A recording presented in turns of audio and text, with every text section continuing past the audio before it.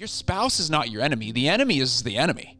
Like, you and your spouse coming together, your spouse should be your greatest teammate in warring against the enemy. And when you realize there's an enemy who's sucking the joy out of your life, out of your marriage, man, fight for that. Fight against that, because that's what's really warring against your heart. And your spouse is the greatest gift given to you by God on this earth, to be able to war for each other and for Him ultimately.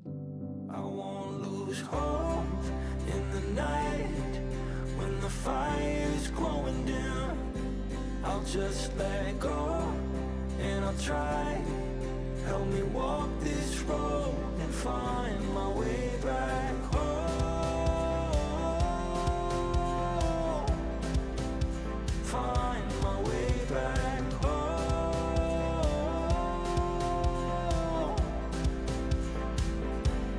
Find my way home. Welcome back to the Famous at Home podcast. It is a delight to be with you today. My name is Joshua Stroud. For those of you who are new, just checking us out for the first time, we want to welcome you. And we are actually coming out of a series that we just recently did on the people who shape us. We would love for you to go check out that season. We actually interviewed our parents in that season, which was pretty radical. I'm actually solo today. Christy is a little bit under the weather, so her voice sounds very raspy.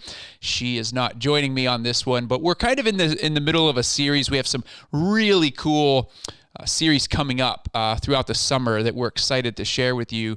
And right now we're kind of in the in-between, and I just wanted to jump in here and just give an update on that. And one of the coolest things that we have coming up is Christy decided to add a summer cohort for Tender and Fierce. So if you're new to Tender and Fierce, we'll put the link in the show notes there. Christy leads a group cohort for women, body-based tools, spirit-filled, to just kind of heal and become tender and fierce as women. It is a cohort unlike anything I've ever seen. The testimonies are unbelievable.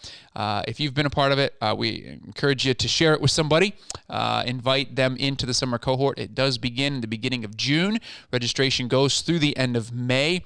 Seats are limited. We would love for you to check it out. It is in the show notes today. So click on the link, sign up, register, or let us know if you have any questions about that. It is registration is up through May 31st or until it sells out. So, and I have a good feeling that it's probably going to. So we encourage you to get in. Also, too, I'm just going to share a little bit today of some of where I'm at and some of where we're at and kind of what we're thinking through. The other thing that we have coming up, and this is one thing that I would love to hear from you all on as we enter into doing Famous at Home. I mean, this is who we are, is what we do. I do a lot of marriage intensives. I do a lot of coaching privately. I just want to share a few trends that I'm seeing, and would also encourage you to, if you're interested in any coaching, feel free. We'll put the link in the show notes there. Reach out, send us a note, send us an email, let us know, especially if you want a marriage that you can love. Now, listen to this. I just want to share what I'm talking about here. A marriage that you love, a marriage that you want to brag about. I found myself a few weeks ago, I was in an event, and at this event, it was a group of people in our industry, mental health, Christian space, and a lot of my friends for many, many years who you don't see from time to time. And whether it was through the lunch line or the dinner line, or we're just kind of out and about, people are saying, hey, how you doing? You know, you're catching up and that sort of thing. And I didn't even realize it until I was on my way home from the event after a few days that I was processing, just praying through it. And the phrase that kept coming up every time someone asked me how we were doing is, I wasn't jumping right away into, hey, this is going, the kids are great, or, this is how business is, or, or we're struggling here, or whatever it might be. I kept leading with, we're really good. Our marriage is awesome. Like, I love our marriage. And if you're new, we've been married for 15 years this year. We have been through a lot. I want to unpack that. I want to unpack what was it that I mean by I love my marriage? Because I don't hear that phrase a lot. Hey, I love my spouse, I love my wife, I love my husband. But to say I love my marriage, what does that mean? What does that look like? And a few weeks ago, Christy and I actually got to officiate our first wedding together over Easter weekend.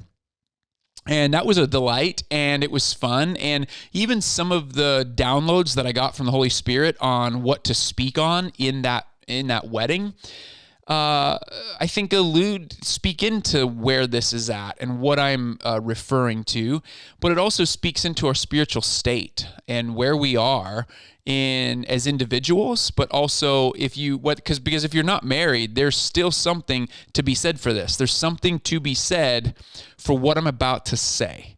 And so if you're not married, don't turn this off, because it is incredibly relevant to you, regardless of whether or not you're married on earth.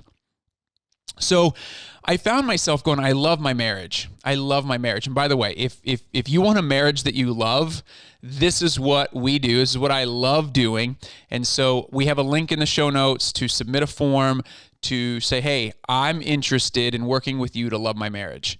It's in the show notes. Go ahead, fill that out. Would love to reach out and talk to you about that. So in that process of understanding what was it that I loved about my marriage, I got to a place of going, yeah, I love Christy. There's no question. Like, that's part of it. But I also love what we've cultivated through the years. I love that we have been through really, really difficult times together. I love that we have overcome those times. I love that we have entered into each other's world. I love how we fight for each other. I love the way that we, without even questioning, like, know how to say, hey, go do this. Like, go. Like, this past weekend is a great example. Christy went to do a girls' weekend with some friends in another city that, we used to live in. It was kind of like a girls' reunion type of situation. I didn't even think twice. I'm like, of course, go do that. And I'm home with the kids and I'm having a great time. And she even just said, thanks for not even blinking an eye at it. I don't even think twice about stuff like that. Like, go do it. Now, obviously, we pray through it. And, if there's a piece, yes, go do it. But in the past, there might have been this sense of, well, I'm pulling my weight with the kids, and, maybe an underlying resentment or a passive aggressiveness to, well, I don't know about that, or I'm doing too much of this and you're not doing any of that. And we do this, whether it's passive aggressive, whether it's sarcastic, whether it's aggressively, whether it's passive aggressively, we do these things with each other in marriage.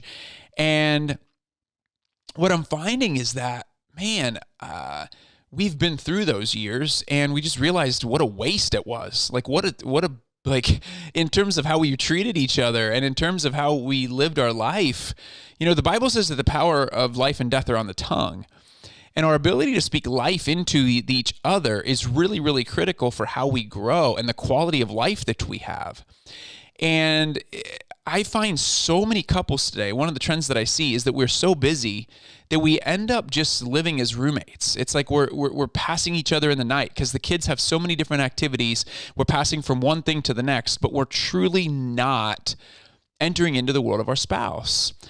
And I'm telling you, like, this whole idea of why are we living two separate lives? Why are we independently trying to pursue our own stuff at the expense of our overall well-being? Because the reality is so goes your marriage, so goes the quality of your life. Like, that's just the reality of it. Tim Keller actually described that in a sermon one time where he said everything, he talked about this in the Meaning of Marriage book as well, where he said your life could be an absolute train wreck, but if your marriage is strong, you step out into the world in strength.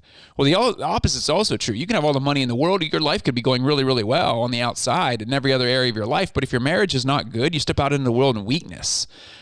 And that is incredibly true, at least that I have found in my own relationship with Christy and in our own marriage. And what's fascinating for me is I look at my own life. In the past, a few years, maybe year and a half, 2 years, I've not been more centered in my life. Part of that is because our marriage, I love my marriage. I didn't realize it till I started verbalizing it, till I just started saying it. I think the other component of that is that I've also been more centered in my relationship with God. And what I kept, and here's how the two are linked. So you think about marriage, but then you also think, well, wait a minute, why is it important to love marriage? Because ultimately, we will be married to the bridegroom king, okay? As believers, as Christians. Now, think about this.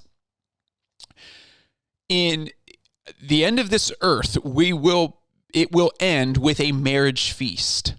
And the phrase that I kept been given as I was praying through this wedding that we officiated, as I was praying through the bride and the groom and just their marriage and how they came to know each other and telling their story. But the phrase that I felt the Holy Spirit kept telling me was, it's all about the bride. It is all about the bride. And you think about it on earth, like, why is it all about the bride? Well, I mean, they get the ring and everyone's excited about the diamond ring. Nobody cares about the ring I wear. It's all about her ring, the bride's ring, her dress. Say yes to the dress. It's all about the dress and what she wears. Whenever they walk down the aisle, who are they standing for? The bride. Why is it all about the bride? It's funny because I even asked ChatGPT this question. I was like, why is it all about the bride? And ChatGPT gave me some really great answers. Everything from the fashion industry to obviously marketing and, the business of it. The whole say yes to the dress has just become a big thing for, the fashion industry and the like. It was also about the bride in ancient times. I say ancient, not that long ago, where, for better or worse, the bride was seen as a gift, right? It was like, hey, and there's an exchange between families with the bride, and the bride's a gift. And so there's a number of different things that make it all about the bride in our natural sense of the word on earth. But then when you think about it biblically, it's all about the bride. It's all about making ourselves ready. My job as a husband on earth is to make sure that Christy is radiant before the Lord, that she is prepared before the Lord. Her sanctification, in many ways, is part of my responsibility. So one of my responsibilities as her husband is to help her be presented, is to present her pure before the Lord. And so it's a high privilege. What is it all about? It's all about the bride. In Revelation 19, it says, fine linen was given her to wear. The bride has made herself ready. Fine linen given her to wear. Well, who's the bride? We, the church, are the bride. What did the Father send Jesus to do? He sent Jesus to die for and redeem the bride, the church. That is us. It's all about us. And so if it's about, it's all about Jesus, the bridegroom, but it's because why? The bridegroom loves us so much. And you look at the parable of the 10 virgins and making ourselves ready, making sure that our oil is ready, making sure that our lamps are ready, that, and in that passage, by the way, this is all about, so the bridesmaids they would escort, in a traditional Jewish wedding, they would escort the groom in as he's getting ready. They would escort him into the bride's house, but they had to all be ready to wait to hear when the groom was coming. And then there was this massive parade. And in that parable, basically the parable is all about, are you ready for when the groom comes? Are you going to be ready? Because if you're not, then, obviously you're going to miss out. And the whole point is going, how do we make ourselves ready? How do we make ourselves ready for the marriage feast of the Lamb? Well, I think what's happening, and here's the parallel, is that we're just roommates with our spouse. That's the trend I see. But my question is, are we just roommates with God too? Are we preparing our hearts? Are we ready? Are we living fully alive? When people are asking us, hey, how's life? Like, are we leading with, I love my marriage. I love my relationships. I love my relationship with God. He's so good. He's gracious to me. There's so much goodness in how we're connecting with each other. There's goodness in how I'm connecting with my wife or my husband, right? It's like, is our relationship, our core marital relationship, is it good? Are we preparing our hearts for it? Are we entering into it? And do we love our marriage? And I genuinely believe that as the trend that I see, where we're kind of just living as roommates, we're kind of going about, I think there's ebb and flow in marriage, 100%. We see that all the time. Lewis Smedes actually said, I had five, or my wife said that she had been married to 5 different men, and those 5 men were me, right? It's like as we grow grow in sanctification, we are going to grow. I mean, I look back on 15 years with Christy, and how many times we have fallen in love with each other, but a different version of each other, right? It's like we just grow as humans. That's the whole point. But the point is that we're pursuing each other as we do that. And Dallas Willard actually writes this, and I've been reading a lot of Dallas Willard lately. And one of the things that he talks about, he distinguishes, is between Christians and disciples. And I think what ends up happening is the distinction that I want to make is that we become familiar. We become familiar with our spouse to the point that there's no mystery anymore. We stop pursuing the mystery of our spouse and who they are and the depths of who they are by missing their emotions, by missing their heart. The same thing is said in our relationship with God.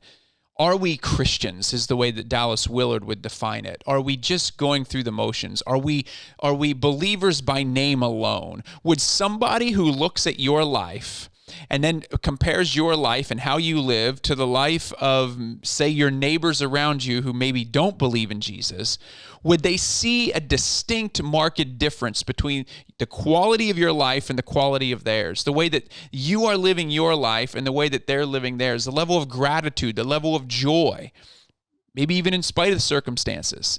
Are they seeing fruit of the Spirit, love, joy, peace, patience, kindness, gentleness, faithfulness, goodness, and self-control lived out in your life compared to other people?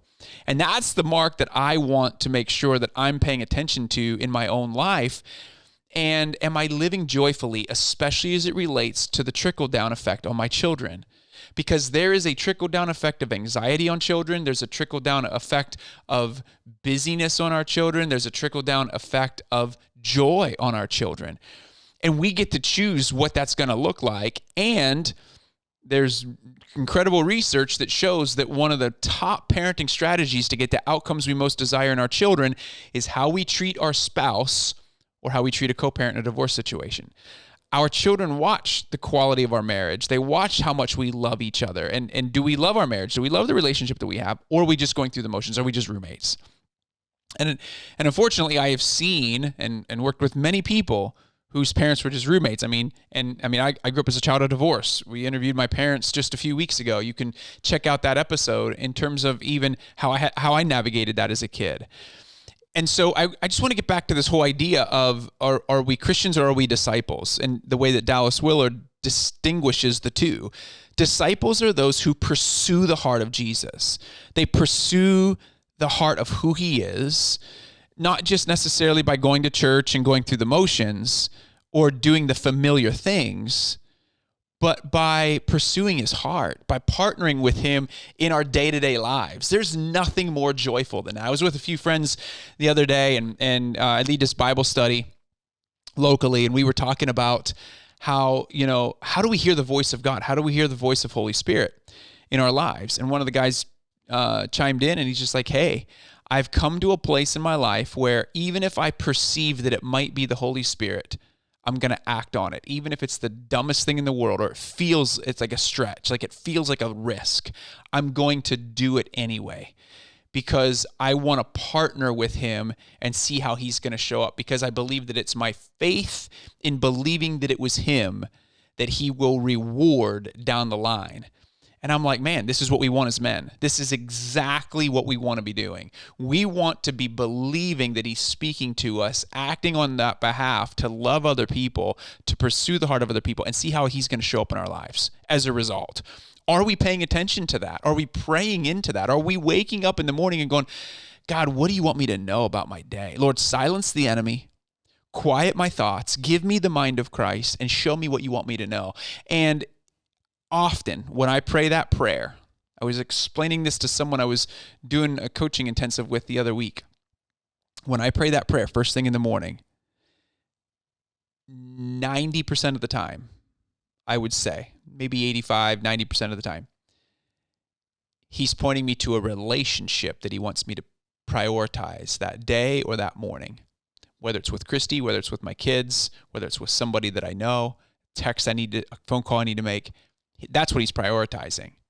Rarely is it ever a to-do or a task that has to get done for Famous at Home or whatever it is. It's usually about a relationship.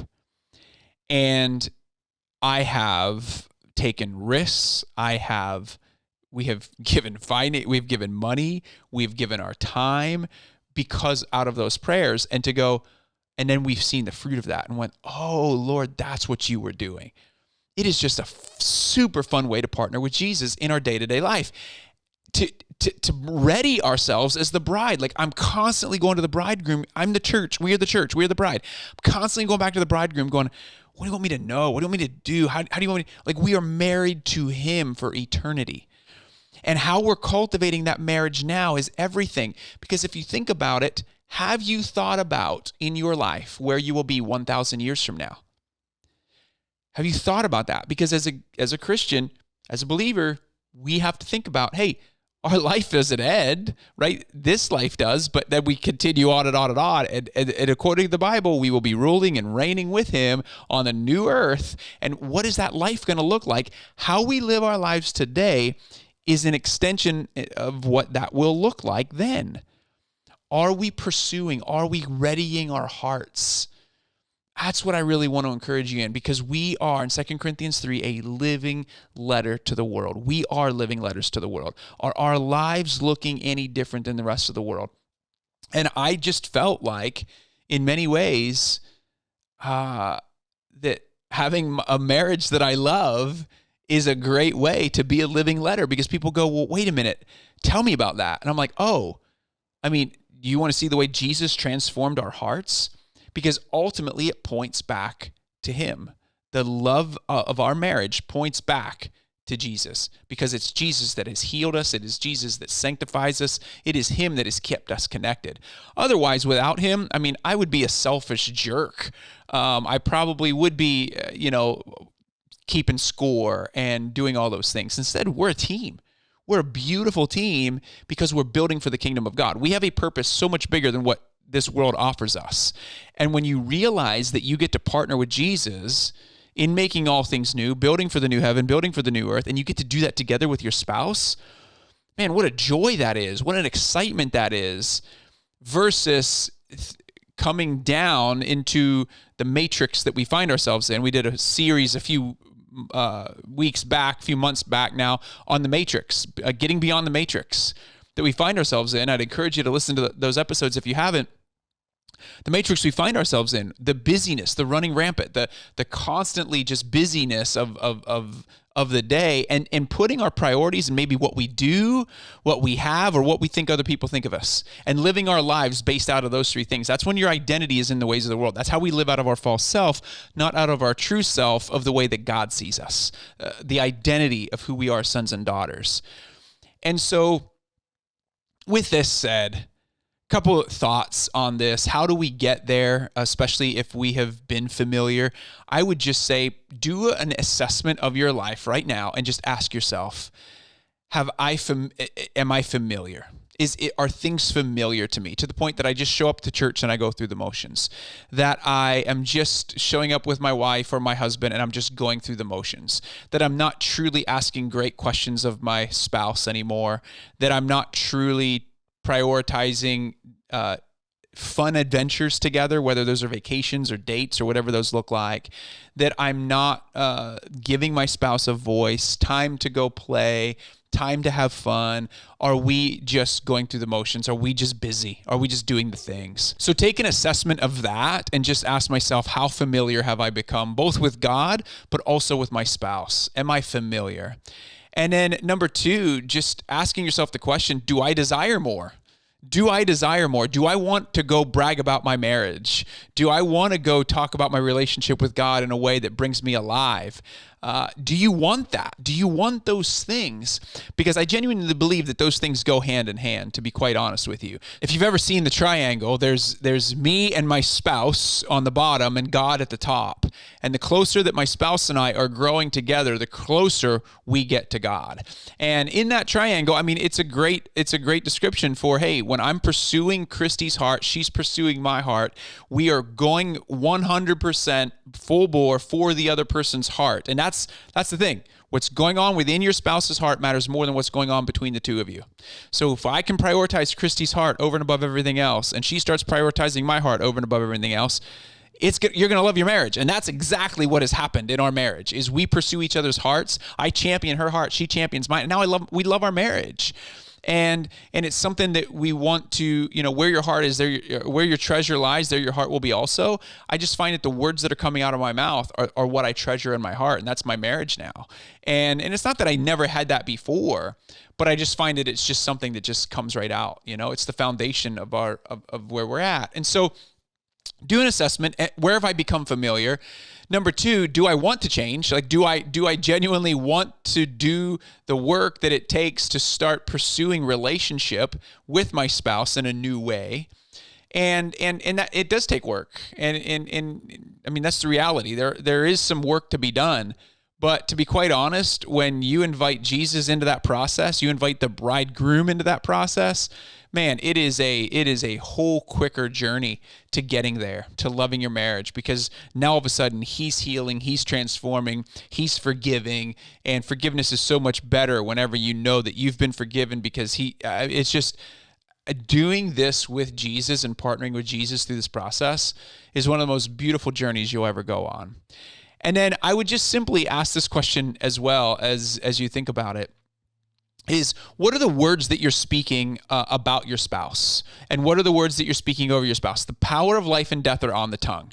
And so a lot of times what we end up doing is we get caught in these ruts of what we're saying. And by the way, your neurons are wiring together, and you're probably caught in a pattern of how you speak.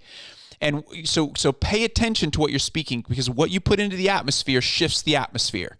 And so when I'm bragging publicly about my spouse, it does something to our marriage, whether she's there or not. And even if she is there, like, I want her to be there. I want her to hear me bragging about our marriage. I want her to. So doing that in public as well, but doing it with or without her, is really, really powerful, because so often we take our spouses for granted, and what we do is we tend to confront our spouse on the bad things or the uncomfortable things that we just don't like. This is where we get by the way, we may not even confront them. This is why we get passive aggressive. This is why we use sarcasm. This is why we withdraw and don't say anything at all. We give them the silent treatment. This is why we get short or we sigh. Right? It's like we do these things because we don't want to address the elephant in the room. And the reality is just the elephant in the room, right? As I bring it out into the light. If it's in the dark, the enemy will take it and twist it and use it against you. He loves that. He wants to steal, kill, and destroy. He's going to do that. And by the way, he wants you to keep it a secret or keep it silent. He wants you to not bring it up. Because if you do, it just keeps you in a rut. It keeps you familiar, and it keeps you from carrying out your God-given purpose on this earth with your spouse and experiencing true joy. Your spouse is not your enemy. The enemy is the enemy. Like, you and your spouse coming together, your spouse should be your greatest teammate in warring against the enemy.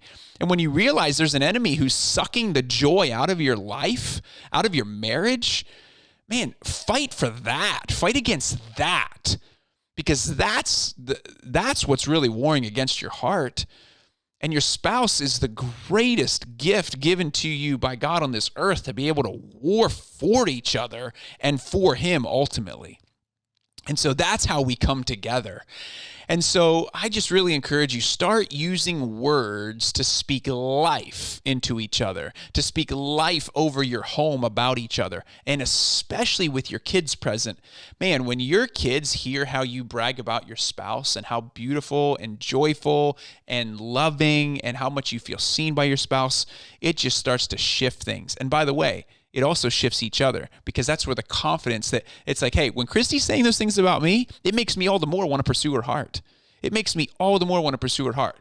When she's shutting down, when she's not, it makes me kind of withdraw. And then now all of a sudden, you're feeling a subtle difference that just builds between the two of you. So pay attention to that. And so as I close today, I'm not going to get too heavily involved into this, other than to say, hey, where you've become familiar, do you want to experience that change? And are you willing to be able to really, what it means is just it means getting rid of the self-life. It means getting rid of the things that you're holding on to, resentment or,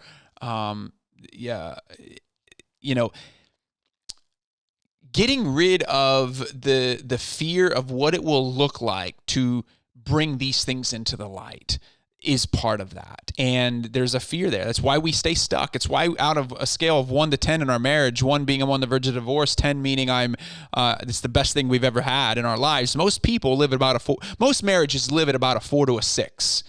And they'll have 8 moments, but their worst moments are like 3 moments. Rarely do I see marriages living in it with an intimacy level. I'm talking about physical, spiritual, emotional intimacy where we are so connected and we love our marriage. Rarely do I see a baseline of about an 8 with 10 amazing, our best moments being 10s and our worst moments being like a 7. That's rare, but that's what we should all be fighting for. It's what we should desire.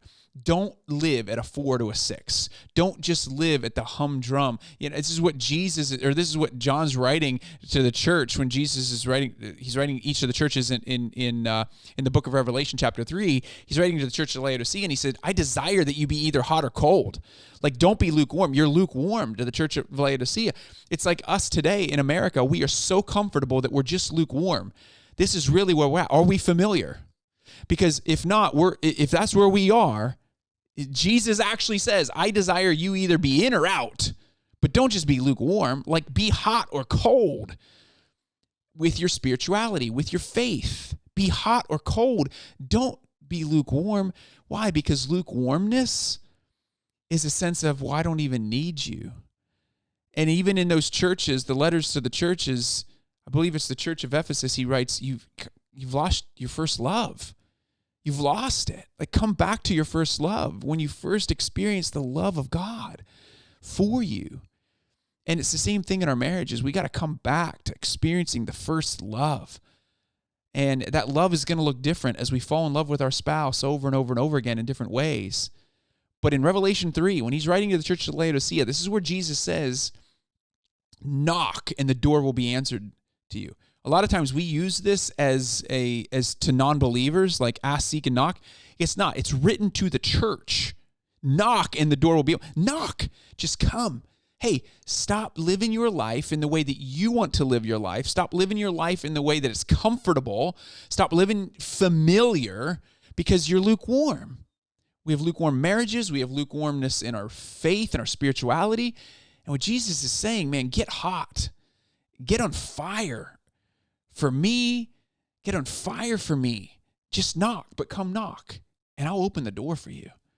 And I find that the same thing happens with our spouses, that when we just humble ourselves and we start to speak words of affirmation, words of encouragement, we start to love our spouse, we start to pursue our spouse, we can love our marriage. Like, we have a marriage. Our spouse opens the door for us. There's forgiveness. There's joy down the line in that, and we get to experience that with each other. And so my heart for you right now is we're kind of in between series, moving from the people that shape us into what we're getting into in the next number of months is, man, I want you to have a marriage that you love. But most importantly, I want you to be pursuing the bridegroom, Jesus. I want your heart to be prepared. As Jesus is telling the parable of the 10 bridesmaids, that our hearts, that we're ready, that we are ready, that our oil is filled up. That we're not familiar, but that we're pursuing relationship. That Jesus looks at us and says, "Well done, good and faithful servant." Not that he says, "Away from me, I never knew you."